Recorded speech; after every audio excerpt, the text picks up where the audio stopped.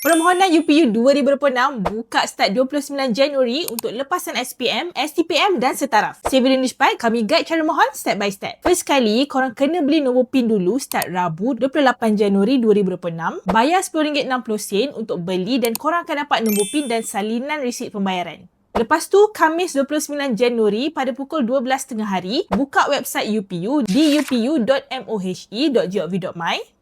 Boleh pergi ke e-panduan untuk cek syarat program yang ditawarkan. Contoh untuk lepasan matrikulasi, boleh tik kotak ni. Filter bidang, IPTA, program dan banyak lagi dekat sini untuk cari maklumat.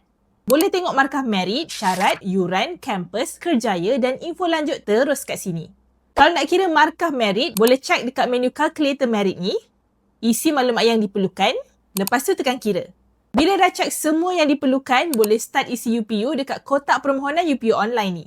Pilih program ikut keutamaan dan korang boleh pilih program yang ada interview dalam fasa ni.